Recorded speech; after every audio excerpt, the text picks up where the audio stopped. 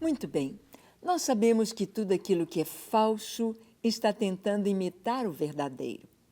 Você quase não pode distinguir uma nota falsa se você não conhecer os detalhes da nota verdadeira. No banco, nas pessoas que trabalham como caixas, nas lojas, nos supermercados, a pessoa é responsável ao receber o dinheiro, o papel, moeda. Ele precisa conhecer bem o verdadeiro para identificar o falso. E muitas vezes coloca-se a nota na luz para verificar se dentro dela tem realmente aqueles detalhes, aqueles dados importantes que apenas a nota verdadeira tem. Hoje, principalmente, com a facilidade de xerocar, a facilidade de imprimir as cópias, nós estamos vendo isto. Você vê flores vindas lá, fabricadas na China, que você fica confusa se é verdadeiro, se é flor de verdade, flor natural, ou se é artificial. Tão perfeita a imitação. Assim também, na vida espiritual, nós temos falsos. O Senhor Jesus nos alertou sobre isto e os seus apóstolos, nas cartas, estão escrevendo para a igreja sobre o cuidado com falsos profetas e falsos mestres. No Antigo Testamento, Deus deu uma dica muito importante, infalível. Ele disse assim: se levantar um profeta no meio de vocês e ele falar alguma coisa que não venha se cumprir, não fui eu que falei.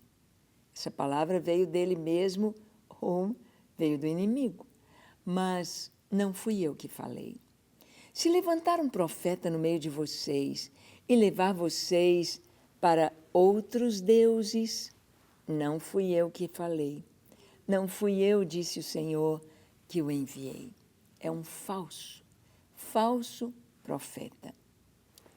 No reino de Israel, houve muitos falsos profetas, principalmente quando houve a divisão do reino, o reino do sul com Judá e Benjamim, e as 10 tribos do norte, cuja capital foi Samaria. O primeiro rei do reino dividido em Israel foi o rei Jeroboão. E o rei Jeroboão levantou 2 altares, um em Betel, ao sul, e um em Dan, ao norte. E ele colocou ali um bezerro de ouro e disse: eis aqui os deuses que vos tiraram do Egito. Para nós hoje é inconcebível imaginar isto, que o povo pudesse ir atrás do bezerro de ouro. Mas naquela época, os deuses de todas as nações eram deuses de ouro, prata, ferro, bronze, madeira. Eram deuses esculpidos. E para o povo de Israel era fácil cair nesta conversa de imagens de escultura. E o rei Jeroboão levantou profetas e sacerdotes falsos para os seus deuses e levou muita gente atrás de si. O falso, ele é bem parecido com o verdadeiro. Eu, por exemplo, se me apresentar um diamante falso e um diamante verdadeiro, eu não sei a diferença. Mas a partir do momento que alguém me explicar, a partir do momento que eu tiver o conhecimento do verdadeiro, eu vou saber distinguir. Eu só preciso conhecer o verdadeiro. Eu só preciso saber o que o verdadeiro tem, que o falso não consegue imitar. Já vimos que na nota, o que está por dentro, o que é olhado na luz. Assim também é preciso ver na luz da palavra de Deus, o que os falsos profetas estão falando. Vamos ver o que Pedro nos diz no capítulo 2, versículo 1 e 2 da sua segunda carta. Ele diz assim: Assim como no meio do povo surgiram falsos profetas, assim também haverá entre vós falsos mestres, os quais introduzirão dissimuladamente heresias destruidoras, até o ponto de renegarem o soberano Senhor, que os resgatou, trazendo sobre si mesmos repentina destruição. E muitos seguirão as suas práticas libertinas, e por causa deles será infamado o caminho da verdade. Como Pedro escreveu algo tão atual. Como Pedro pôde ver a igreja hoje de uma maneira tão clara no século XXI. Ele disse que assim como no meio do povo de Israel, assim como na história de Israel, surgiram falsos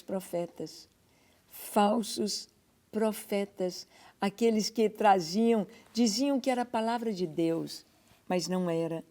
Pedro disse, assim também, no meio da igreja surgirão falsos mestres, ensinando coisas que Deus não mandou, ensinando coisas que não estão de acordo com a palavra de Deus, porque a Bíblia, ela mesma se explica.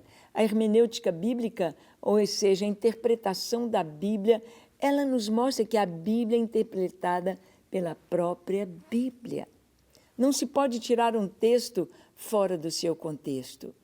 E é preciso comparar o que a Bíblia diz no Antigo e no Novo Testamento. Tem de haver uma concordância. Não pode estar havendo uma desavença, um conflito.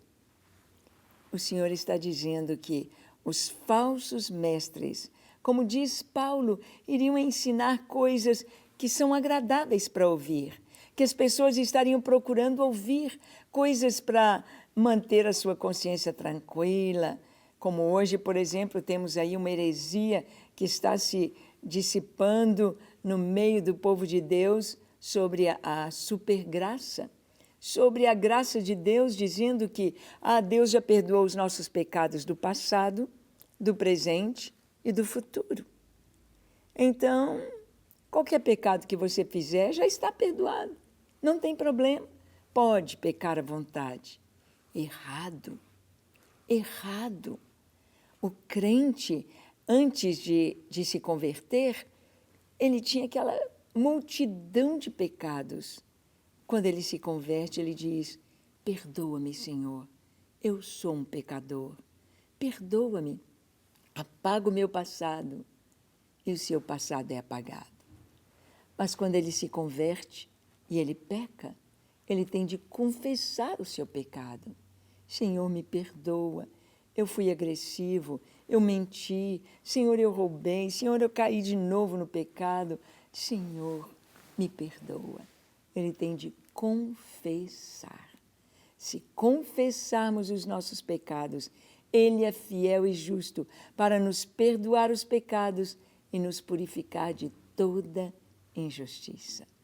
Então, é uma heresia que está aí, uma heresia que está no meio do povo de Deus.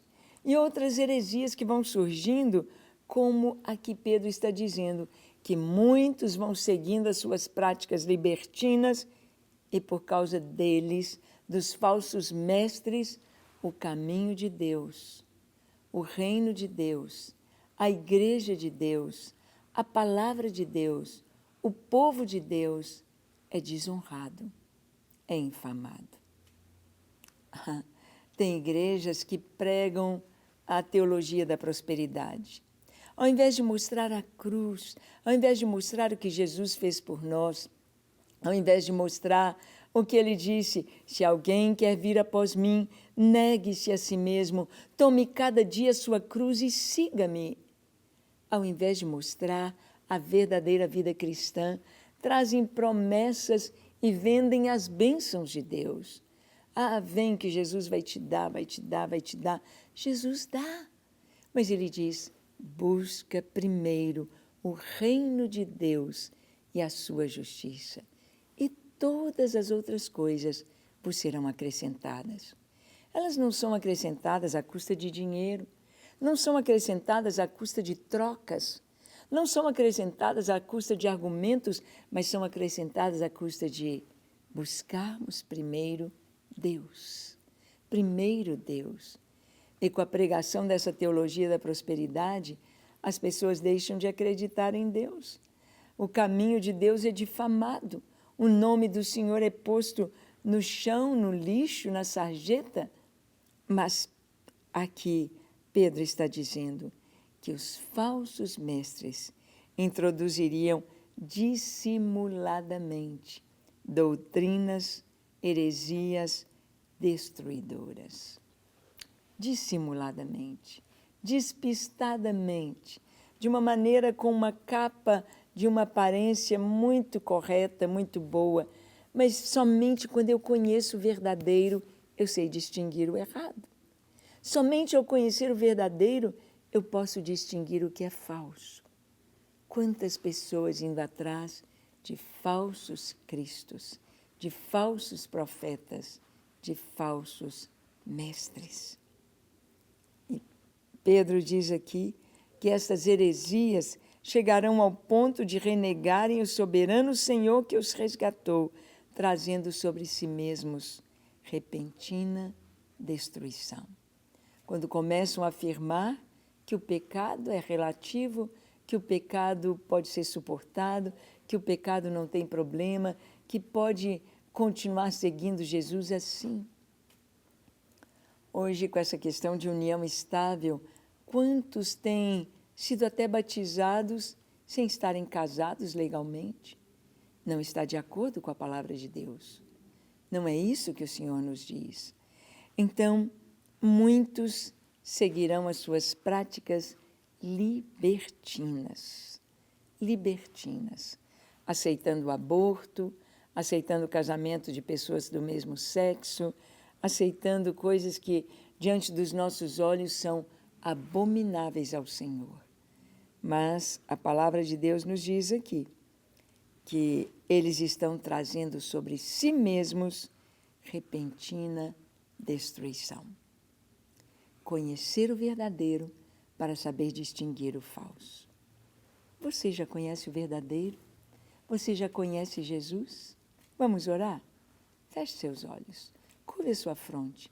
Se for possível, se ajoelhe.